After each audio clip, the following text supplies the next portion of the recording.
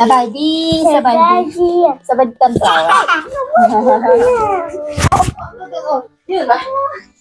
วุ่นวายนะเกินว่าสบายดีตอนเช้าเลยสบายดีปีใหม่สบายดีปีใหม่ลาวเหมือนน่ะสบายดีทุกคนสบายดีปีใหม่ลาวสบายดีปีใหม่ลาวเอาบุญสงกรานต์เนาะสงกรานต์แล้วในวันที่สบายดี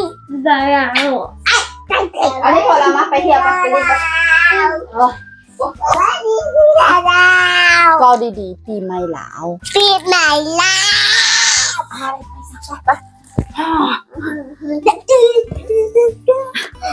น่าทางก็ตื่นทุกคนน่าทางก็ตื่นวันนี้สติ๊กเซตคลิปให้ทุกคนเบิ่งว่าในวันคลิปมาเห็นแล้วเมื่อกี้มาขึ้นมีตัวไหนเลยพี่มาจะนอนจะไปแล้วไปแล้วบริล้างหน้าเสร็จฮัลโหลมื้อนี้ทุกคนมื้อนี้สติ๊กเสียนเฮ็ดคลิปวิดีโอทุกคนเบิ่งว่าอยู่กับลูกเฮ็ดหยังแดบ่ได้เอาไปใส่แล้วก็อยู่แต่บ้านนี่แหละพวกเบิ่งมื้อนึงเดี๋ยวนี้มันไหวซาๆแล้วอยู่กับลูกแต่ถ้ามีหลายอย่างเฮ็ดแล้วก็สิไหวแต่สติ๊กมักซอกอันหยังอันเหยาะแหยะเฮ็ดน่ะสินะเพราะว่าอยู่กับลูกแล้วมันวุ่นวายไปสติ๊กสิไปล้างหน้าเอาทำอีกต้องไปอันนั้นก่อนไปอันตักเครื่องไปบ่แม่นตักเครื่องไปพับเครื่องเพราะว่าสติ๊กน่ะซักเครื่องแล้วสติ๊กก็ตักใส่ในนี่เลยสินะนั่นแหละทุกคนสติ๊กสิมักตักเครื่องใส่ในบานแบบนี้เพราะว่าเฮาตักมื้อนึงก็แค่ย่างสินะเฮาตักแบบตอนแลงแล้วตอนเช้าเฮาก็เมียนสิสบายวุ่นวายอยู่กับเด็กน้อยคือเก่าบ่ได้เฮ็ดหยังบางมื้อก็น่าจนบ่ได้ล้างเสื้อบ่มีบางมื้อแล้วแบบฟันก็บ่ได้แปรงสินะความวุ่นวายเพราะว่าบางทีมันเฮาหูแบบแค่คิดก็เมื่อยแล้วสินะแล้วก็เลยบางทีก็อยากพักผ่อนสิแล้วก็เลยบ่มีกระจิตกระใจสิเฮ็ดหยังสินะคือว่าเขากวนโดยเฉพาะตอนนี้ลูกสาวไปใส่กระน้ำดึกบ่นี่เสื้ออันคู่ลูกสาวเป็นเสื้อปีใหม่เป็นเสื้อเล่นสงกรานต์อยู่บ้านเฮาอากาศดีสวยทุกมื้อนี้ว่าอากาศดีสิแต่แบบมีแดดแต่ว่าเสียดายแต่ฝนตกบ่ได้ออกไปใส่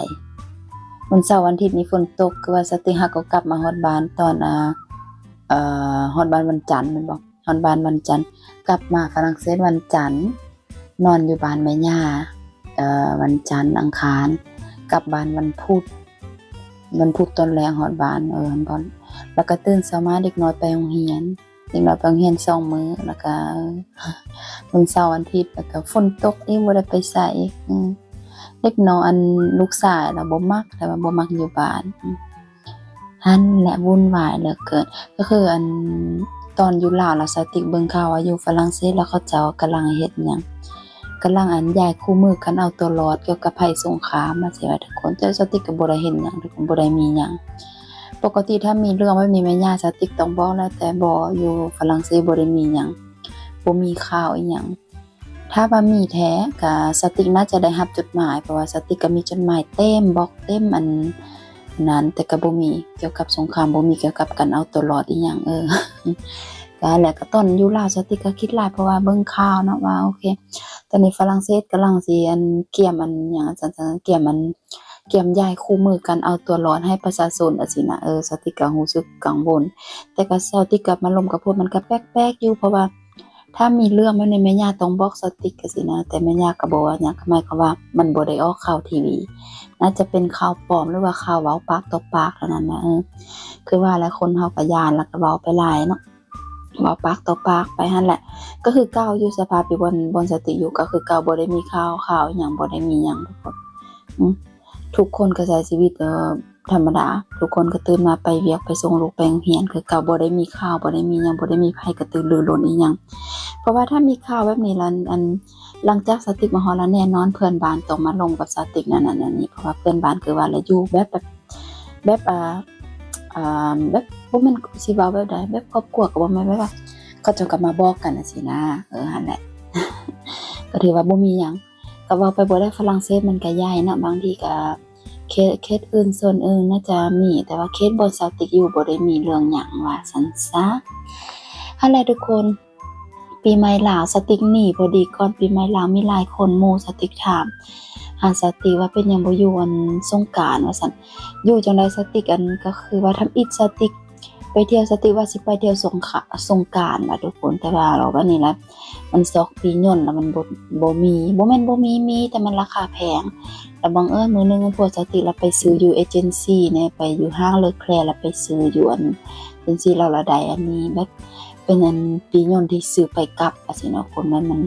แต่ก็โอเคแหละเพราะว่าสิเสียเส้นคนหลายสติบ่ได้มักคนหลายบ่ได้มักคนหลายขนาดนั้นอะสินะแล้วก็เลยว่าหนีก่อนก็ดีแล้วแหละสงกรานต์ก็หยังลูกวุ่นวายลูกก็สิมักอยู่แต่ว่าสติกล่ะบ่สร้างสิเว้าล่ะทุกคนบ่มันร้อนแล้วมันก็บ่สร้างสิเว้ามันวุ่นวายสติกเป็นคนที่บ่มักความวุ่นวายสงกรานต์ก็คือว่าวันเฮาก็มีแต่อันหยังมัดแขนบาสีมันมัดแขนบาสีสติกก็มัดแขนบาสีอยากที่สุดสิได้มาไปอยู่คนเดียวสิสติกล้างหน้าก็ใช้เวลาเป็นชั่วโมงทุกคนบ่แม่นหยังดอกผู้สาวน้อยละกวนปกติสติกบ่ได้ทาหยังทุกคนแต่ว่าตั้งแต่ที่สติกไปลาวแล้วสติกอันสติกบอกให้ต้องทาครีมกันแดดแต่สติกก็เลยซื้อครีมกันแดดหยังทาปกติสติกสิทาแต่เซรั่มหรือว่าทาครีมบำรุงแล้วก็แล้วสินะหรือว่าทาครีมน้ำมันทาผิวหยังสติกก็ทาหน้ามืดสินะปกติอยู่ฝรั่งเศสแต่เป็นตั้งแต่ไปลาวแล้วสติกบอกว่ามันร้อนตอนนั้นสติกก็เลยซื้ออันแบบเป็นซองทาตอนนี้ก็แบบทามันมืดซื่อๆดอกแล้วเสียดายถึงเพราะว่ามันก็บ่เห็นหยังเปลี่ยนเนี่ยเล็บมือนี่คือกันตอนนี้ถ้าเล็บมือออกล่ะ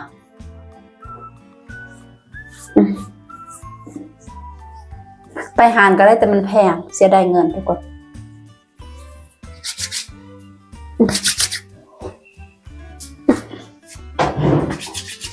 เลยบอกต้องทากันแดดเพราะว่า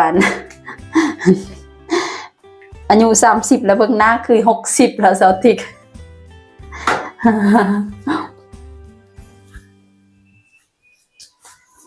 ถ้ามันมืดซื่อๆมืดแล้วก็แล้วมืดแล้วก็บ่ใส่แล้วสติกมักทาแต่เซรั่มมักทาแต่เหนียวหยังซื่อ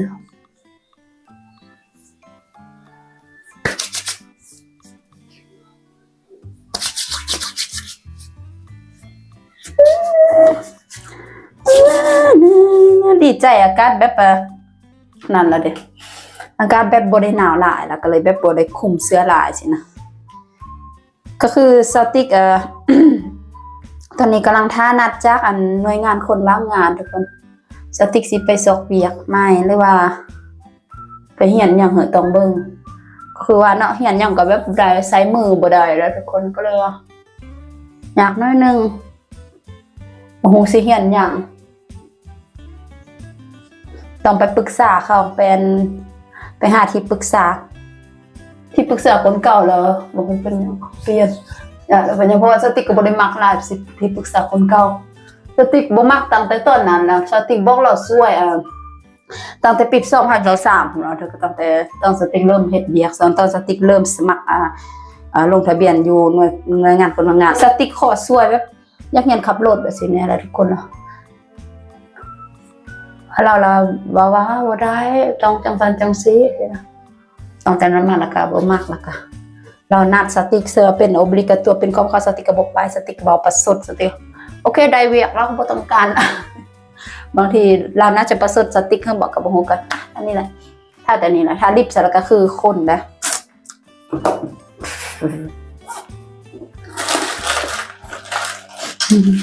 ไปลาวก็ได้ลิปมา3แท่งลิปอันอยู่ 7-Eleven เปิดบ่ได้อีกแล้วทุกคนเล็บมือยาวนี่ลำบากนะเฮ็ดหยังก็บ่ได้เนาะบ่มักยาวแหละทาลิปมันค่ะอยู่ใส่อัน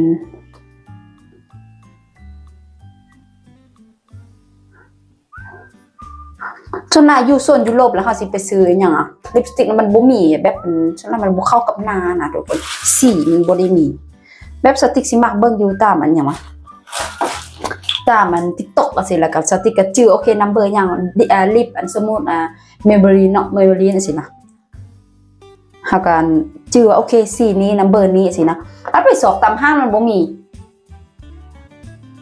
โซนยุโรปกับโซนเอเชียมันขายบ่คือกันสีบ่คือกันติบ่แบบมันเขาจะเลือกเอาหยังวะ น่าจะมันเข้ากับสีหน้าคนสีผิวของคน อันนี้เป็นลิปที่ทาแก้มได้สติกซื้ออยู่อันเซเว่นบ่เป็นสีส้มสติกมากอันแบบเป็นผิวแบบผิวคือเฮาว่าซั่นซะผิวแบบสติกว่าซะคือเฮาคือไผคือเฮาสติกกันคนที่ใส่สีส้มคือสิบ่นะบ่ฮู้คือกันแต่ว่าคิดว่าเป็นลิปที่สามารถใส่แก้มได้ใส่หลายบ่ใส่แก้มได้ใส่ปากได้สินะพอเพิ่งจักประมาณ 2-3 ปีแล้วสติกสิใส่หมดเอาลุ้นไปนำกันยามใดสิใส่หมดตอนน้อยๆนี่เห็นบ่โอ้ต้องหลายเนาะคนงามละอันนั้นก็งามละงามในสายตาผัวบ่ล่ะสติก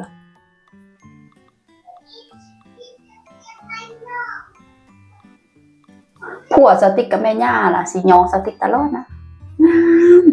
งามที่สุดงามแล้วมีคนให้กำลังใจ2คนนะที่เป็นคนอันซุปเปอร์เตอร์สติกก็คือแม่ย่ากับแม่ย่ากับผัวอะไรเนาะเบิ่งคิ้ว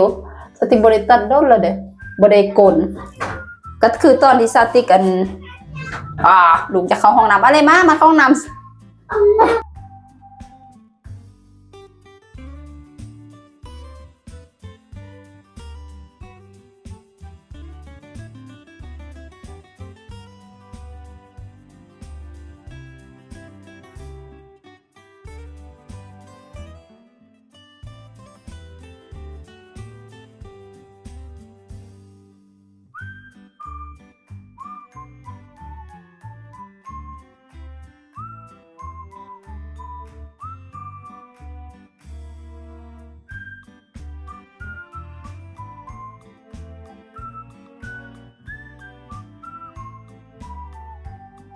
Ça va toi?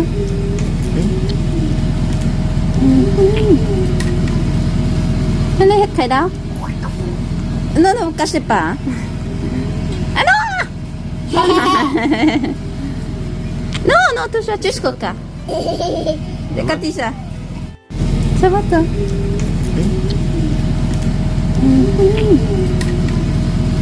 Elle est très là. Non, ne vous cachez pas. Ah non! Non, non, touche à Coca. Regardez ça. C'est pas Khadao. ไข่ดาวเป็นภาษาลาว เบิ่งแม่ดูเบิ่งรอ ฟบลาc'est pas ça français ๆ Au là on dit ไข่ดาว OK? Khadao. Moi, je peux me regarder ici. Cool, après c'est bon. C'est des fois c'est bon.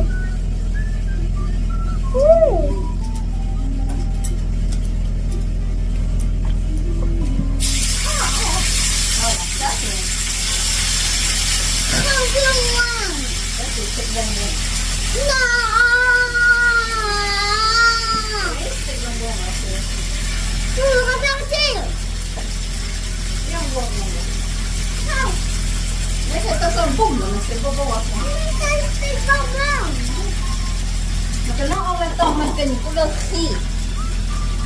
Non, marron. Ah, ok, tu suis trompée.